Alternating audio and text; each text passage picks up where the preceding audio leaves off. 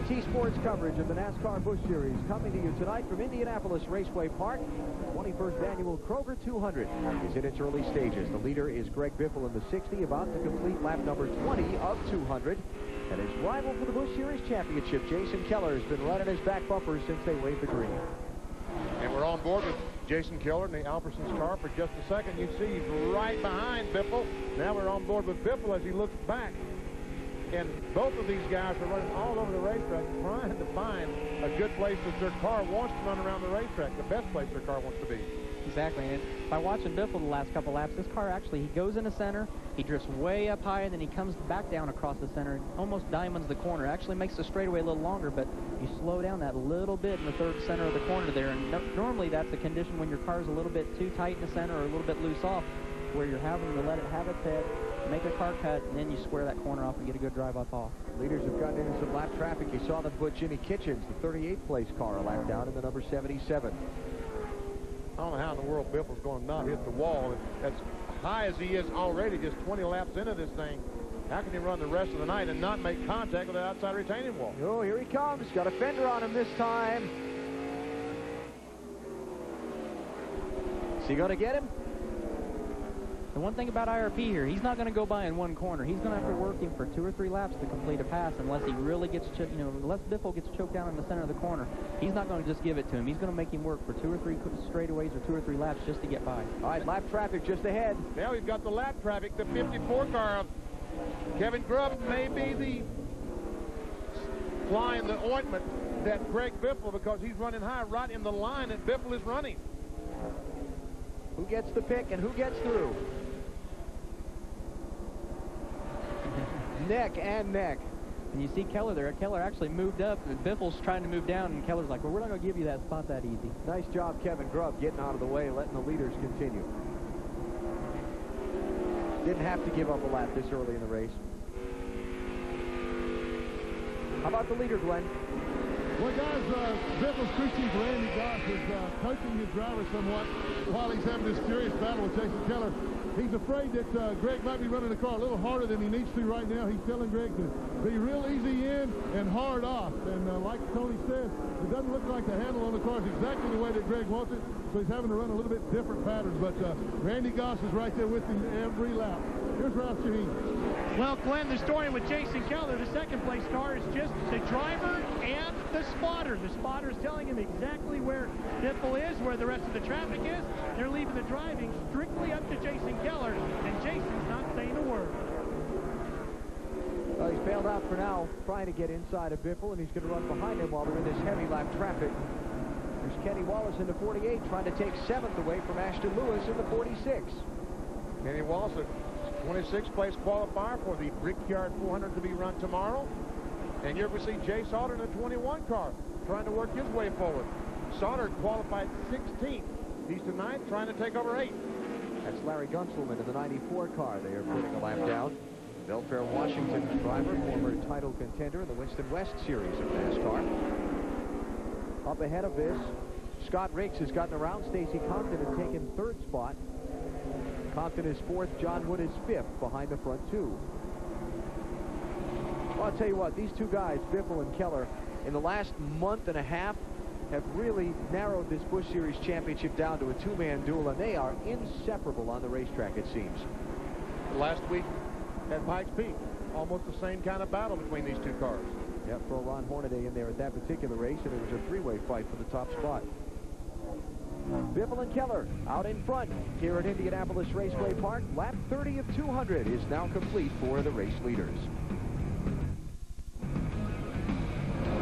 Here's our Stacker 2 racetrack, Indianapolis Raceway Park.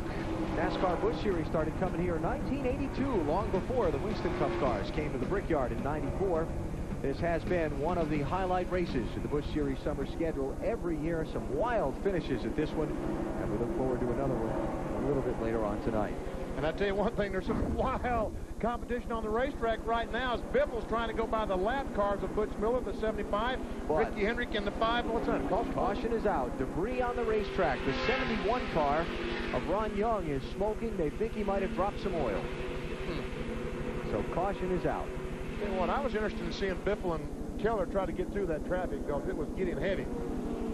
There's Ron Young, Conyers, Georgia driver. Former regular in the NASCAR All-Pro Series. Yeah, I see some smoke under the back of the car. And making his 5th start of the season in the Busch Series. 38 laps in, BP. Going to see any pit stops here? Not for the leaders, I would think, but some of the back markers, obviously. Some of the guys back 15, 20th on, sure. All right. Let's take a break here while the yellow flag is out in the Kroger 200.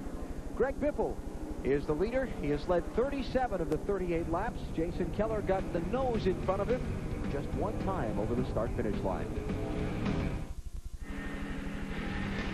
Still under caution at Indianapolis Raceway Park for oil on the racetrack being cleaned up now. Some of the things we were thinking about as tonight's race got underway. Pit strategy, pit early or later, and survival. Yeah, obviously, you got to keep the fenders on and keep your cool physically and mentally. And I'm holding Tony Stewart's shoulder as I say that. I was going to say, why are you tapping Tony on the shoulder? It's tough in that race car to keep your cool, isn't it? Especially here at IRP, a night race like this where it is hard to pass sometimes. We haven't seen it too much tonight so far, but as the race goes on and these guys have more opportunities to work on their race cars and the competition keeps getting tighter and tighter as the night goes on, it's going to get more physical. It's going to be harder for guys that know they have a faster car but are having a harder time getting by to keep their cool, and it is very hot inside the race car, so all those things are going to work against them tonight. Let's talk pit strategy, Ralph.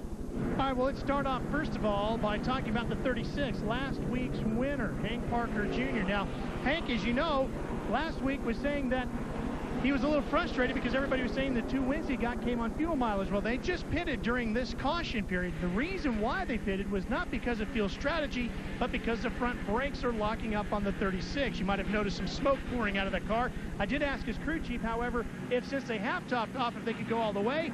And he just kind of looked at me and shrugged and said, maybe. They don't want to tip their hat just yet on that issue. As far as Jack Sprague goes, a former points leader, Sprague is struggling a little bit right now. He started 14th, now he's in 18th. He's worse in the turn from the middle off. They take 4 tires on with 2 rounds up on the track bar, 2 rounds down on the rear jack skirt plan. Green flag, we're back underway. Oh, Greg Biffle up out of the groove. Here goes Keller for the lead. Biffle with a big slip in the middle of 1 and 2. Didn't get the tires clean? Evidently, but Benny, I think you called it. He's been flirting with that wall all night, and whether the car went in pushed because the tires weren't cleaned off or what, it definitely cost him a spot. Take another look. 1 lap ago. Biffle takes the green flag. He goes down the corner up to that high lane like he's been going, but all of a sudden he gets too high, right up against that wall, and got in the debris up there, and he would not turn. Had to back off the throttle, give away that lead. So Jason Keller's out in front. The one thing he did do, though, he did not hit the fence, which didn't hurt the fenders or anything like that, so he did do a good job of keeping it off the fence. Now Biffle feeling some heat from Scott Riggs, who's ducking and dodging around his back bumper, trying to get second. Riggs took the green flag in 5th place, quickly moved up to 3rd. Here he comes, taking a look. And again, the 10 car, the Nesquik car, this is his first trip here to the IRP in a NASCAR Busch Series car. He has run a truck here. 1 time. But Scott Riggs has been a lot of places he's not been before in a Busch car and been fast this year. And he is fast right now. He is Jason Keller's teammate, the race leader. It almost reminds me of Jason Keller when he's along behind Biffle early in the race. On the inside, trying to get by that 60 car. While they kind of hold station for a second, let me reset the guys who pitted under the caution. Jamie McMurray, Hank Parker Jr., Jack Sprague, Hermie Sadler, Casey Mears, the Lowell Bennett, 22. Larry Foyt was in. Mike Wallace came to pit road. Kerry Earnhardt stopped. Ron Hornaday came in. Butch Miller, Brian Vickers came in, and Ricky Hendricks stopped under the caution flag. Those are the lead lap cars who pitted. First one of them was McMurray, who was in 12th at the time of his pit stop. By the way, Ricky Hendricks came back down pit road as the green flag was waving. Oh, man, we see Jamie McMurray in the 27. That's the blue and white car, or green and white. Some heavy traffic as he's trying to work back to the front with those fresh tires. Ron Hornaday right in the middle of the screen, the red, white, yellow numbered car. Those that guys like to say, cautions breed cautions. This would be why. And these folks are trying their best to wreck. They just haven't found the perfect spot for it yet. Oh, there we go. Tony Raines on the move. He had moved up from 20th to 11th before the caution flag. 10th and 9th, right there for Raines in that 33. And Riggs he keeps trying in that 10 car to get by Biffle. 57 cars pulled out about a second and 3/4 in front of Greg Biffle. Yeah, he's gone. Can you set your car up to run that flatter part of this racetrack? Well, it seems like, you know, typically you want to run right in the middle, it seems like here, but if your car's not right, then you have to move to adjust. But that's the good thing. The drivers can actually bring themselves back into the equation a little more and move around, do some things driving-wise, adjust their line and adjust the shape of the corner. They can diamond the corner off. They can do a lot of things in the car that we can't do at a lot of the other racetracks that we run, and that's the great thing about short track racing. It puts more of the driver back into it, so they can actually do a lot of things that they wouldn't do at some of these other tracks to help themselves out. They might have found the spot to wreck. No, they might have gotten by with it. I don't know how in the world they did that, but maybe. This is for 19th place. Hank Parker Jr. in the 36, last week's winner, and Jamie McMurray in the 27. And if Alan now tell you it was for 19th and you watch that battle, you think it was for first. In their mind, it is for first, because these are the first two guys that came in and got tires, so they're looking at it from the standpoint that if there is another caution and they stay out, they might be leading the race, so they got to be careful there. Old John Wood in that number 9 car. I shouldn't say old. Young John Wood in the 9 car, working on his fellow Virginian Stacy Compton. Oh, man, did you see him nail the brakes on that 9 car? The nose looked like it jumped down or 5 inches. Glenn, what about John Wood? Doing a pretty good job, isn't he?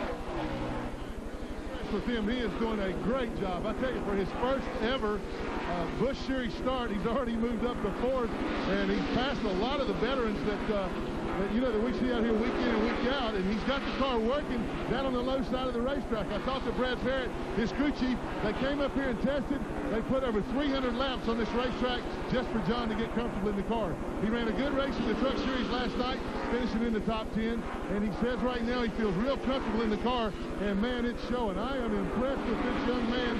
He got some good genes from those older Wood brothers. Talked to his dad, Eddie Wood, earlier, and said, shouldn't you be over at the big track? He said, no, I'm here with my son. And that's terrific. Jason Keller in that 57 car, trying to overtake Greg Biffle for the NASCAR Busch Series Championship, has overtaken him for the lead at IRP.